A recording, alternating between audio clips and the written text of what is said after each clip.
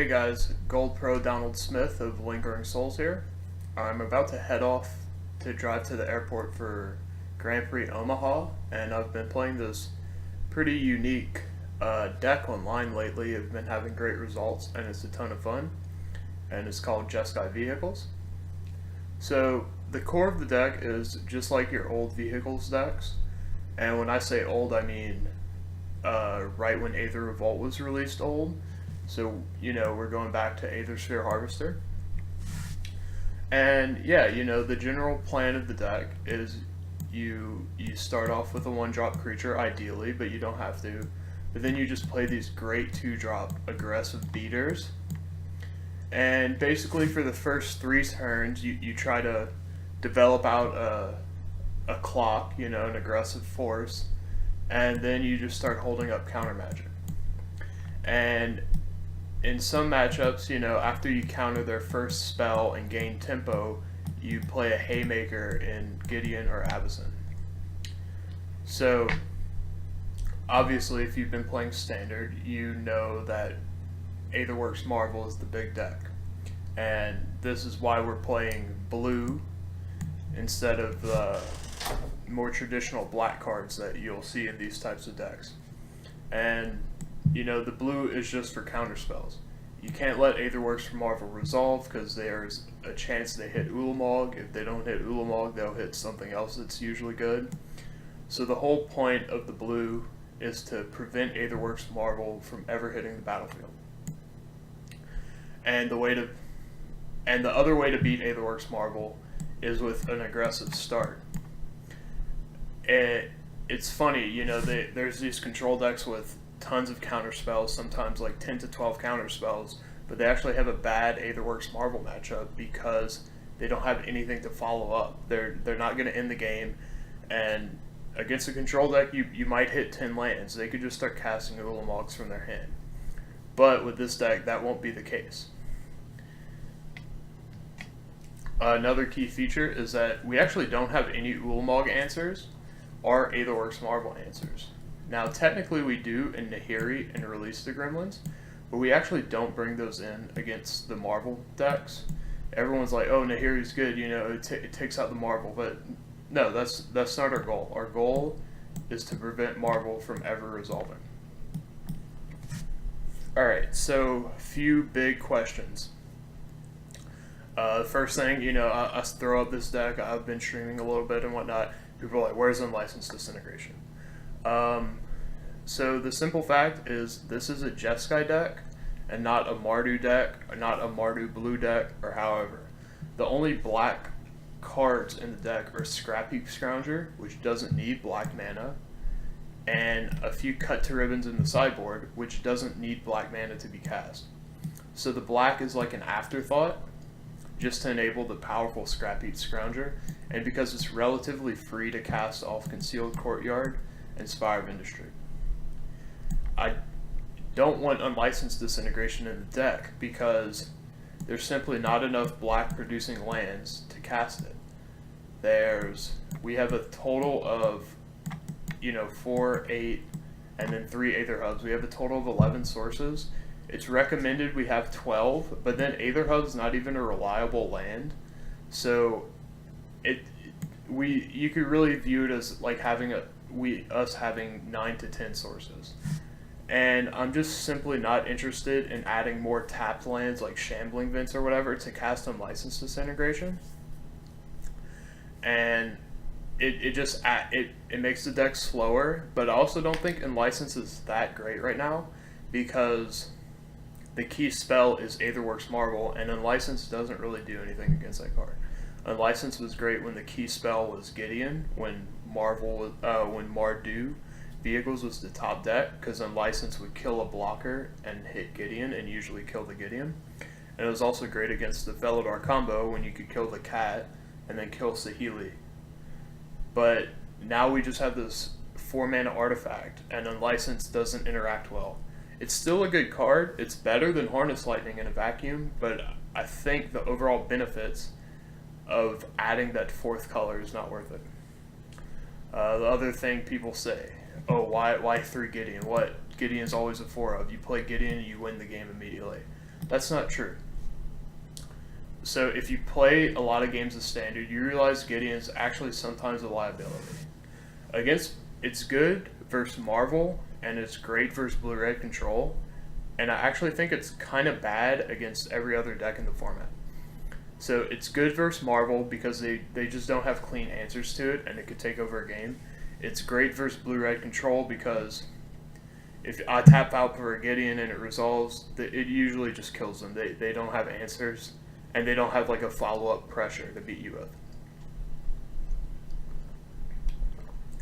However, it's bad against creature aggro decks.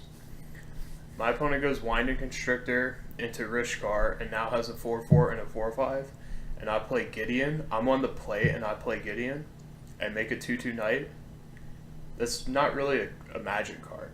Sure, yeah, I could have Heart of Kiran to block, yada yada yada, but they're just very aggressive and beefy starts out of these green aggro decks, black-green, and these new Pummeler decks and green energy aggro decks that are coming out, that the 2/2 from Gideon is irrelevant, and he's a liability. He's only good if you're ahead. He cannot catch you up from a game.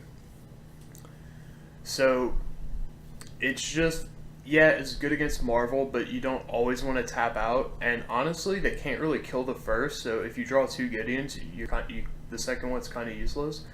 So I want 3. Like, yeah, I want to draw 1 in a game, but I don't want to draw 2, and there are some matchups that I don't really want to draw any. And then Aether Hub. Mardu decks moved away from this card. They originally played it. They moved away. So why are we bringing it back? Really, it's the key card, Aethersphere Harvester. This card's amazing. Everyone sleeps on this vehicle. People say Cultivated Caravan's better. I don't think so. But this card does lose stock the more people play Release the Gremlins and Manglehorns. Thankfully, Aether Works Marvel is the top deck. You'll run into some Manglehorns, but really the big one is Release the Gremlins, which not too many people are playing right now. And, you know, back in the day when people started playing Release the Gremlins, this was just too much of a tempo loss. And you'd want to sideboard in a way to board out as many artifacts to dodge Release the Gremlins. So it just didn't fit with the plan. But, you know, we're on the sidelines now with this vehicles deck, so we could afford to play these like really powerful artifacts. And then this enables your 5-color land that's so great in these Marvel decks. And we play Aether Hub. And Harness Lightning helps a little bit, but actually I view it more as the Aether Hub helping the Harness Lightning. It's actually kind of surprising like how decent this card is in the deck. I was actually skeptical at first. I'm like, this is going to be like a weird shock that like mana fixes us sometimes. But actually it's like a lightning strike that sometimes hits an Avacyn or a Heart of Kiran. Alright. So, we got that out the way. You know, that's the main deck, very simple. So let's move to the sideboard. So, the sideboard could be broken up into like 2 parts, you could think of it. First is what do we sideboard against Marvel and Control, and the second part is what do we sideboard against decks with like actual creatures. So against Marvel and Control, we definitely want the 2 Metallic Rebukes and Gideon. And against Marvel, we want the Ceremonious. Again, the key part is not to kill their Marvel and not to kill their Ulamog. The key part is to prevent it from ever resolving. So we want counter spells, and then Gideon's just great against Blue-Red Control, but also against Marvel, they'll have more negates and stuff for Gideon, so in games 2 and 3 specifically, drawing the second Gideon is better. Alright, so the deck, obviously, with Spell Quellers, is meant to beat Marvel. So those are the only 4 cards we sideboard in, because I want a deck that's naturally good against Marvel, so I don't want to sideboard in a bunch of cards, because I'm already saying my main deck is good. So we just bring in 3 counter spells into Gideon, and we take out Harness Lightning. Now, sometimes you have to take out like 1 Aethersphere Harvester and maybe a Veteran Motorist or something, and bring in Cut to Ribbons if you suspect Glorybringer. Usually the tell for that is Servant of the Conduit specifically. And So those are 4 cards. Now what are the other 11 cards doing?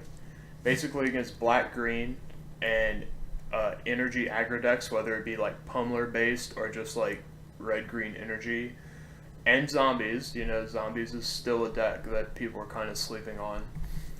You want to bring in everything but the counter spells and the Release the Gremlins. This is only for Mardu, by the way. And you bring in the Fumigates, the Planeswalkers, and more removal spells. And then you bring in Glorybringer, and this is kind of like our budget Omnixilus in a way. And that is like a repeatable kill spell for 5 mana. So you bring in card advantage and wraths and removal, and you board out all the aggressive cards. So the first thing you board out is Toolcraft Exemplar. In 90% of your games, Toolcraft Exemplar and Fumigate should not be in the same deck. It's like they're 2 opposite ends of the spectrum. The other thing you typically board out is Aethersphere Harvesters, because you're cutting so many creatures that you can't reliably crew it, but sometimes you could judge it based on like what you think their removal is, that you could leave this in. Sometimes some decks can't kill this card, so then you leave it in. And then you also take out Spell Quellers, and sometimes you take out Rebukes depending on like how you think they sideboard. So first off, you usually always take out Spell Queller when you're boarding in Fumigates, because I don't want to Spell Queller a creature or Planeswalker and then kill it. That's silly. The Rebuke you have to judge. So some decks, they will sideboard into Planeswalkers, like some of these red-green energy decks will have Chandra and whatnot, and some even black-green decks might have like Nissas. I've seen Nissas before, 5 mana Nissa, 3 mana Nissa also. I've seen Omnixilises before. So usually you have to judge. If they're bringing in these like expensive bombs, then you leave this in. But if they're trying to be super low to the ground, which usually they are, you board them out. And then, so yeah, this gives you about 12 cards to board in, and you have like usually 11 to 12 cards you want to board in. So it's a clean cut that way. One pitfall people do is they're playing black-green, they have Walking Ballista, let's take out Veteran Motorist. Don't fall into that trap.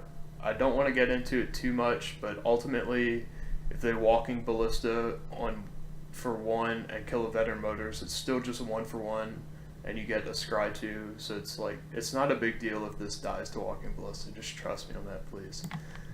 And yeah, and really it's straightforward. The sideboarding is, are you bringing in a few counters and keeping your deck the same, or are you fundamentally changing your deck?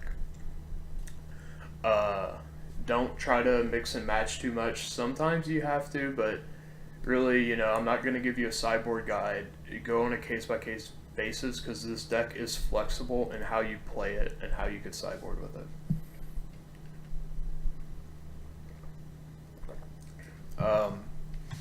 So I'm going to play a few matches, maybe 1 or 2 before I have to pack up and leave.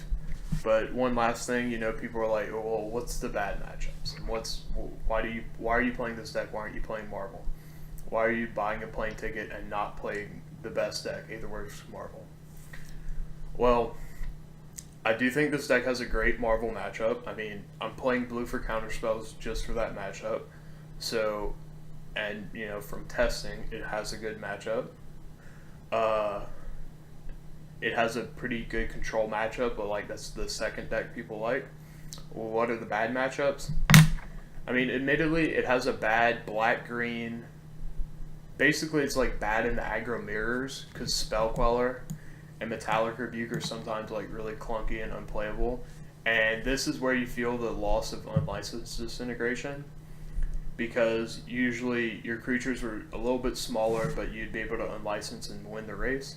Now we don't have those tools, but it's not unwinnable. It's not so bad. And the reason is first off, this card dominates an aggro mirror. And second off, if we're on the play, we could play Toolcraft Heart of Kiran and then play literally whatever creature to crew Heart of Kiran and hit you for 7 on turn 3, hit you for 3 on turn 2, and like you're already at 10 life. And then lead up with a Gideon. The deck still has those normal Mardu vehicle draws, so we're never completely out of the game. We could always aggro you out. And then post board, losing Unlicensed isn't as relevant anymore because you become a control deck anyway. So post board, it's kind of the same in that like you're favored because of all these Fumigates and Planeswalkers and better removal spells.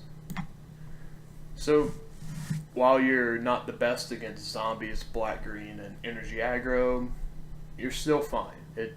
You're not the best, but like, you know, bring me against black, green, and whatever all day, I'll be happy. I don't need to play Marvel to play this deck. Like, play against Marvel to play this deck.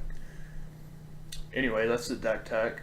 I think I covered, you know, I've been streaming a little bit. I covered just about everything people have been asking me, but of course, you can reach me on Twitter at DonaldWSJR. And, you know, ask me any questions about the deck, or ask me anything, really. And just to show up, some people get confused, but, like, the mana base, you know, is what you see here, and it has 4 Spirebluff, because this button gets in the way of it. And, yeah, I'll play a few matches and put that in a separate video, and hope you enjoy.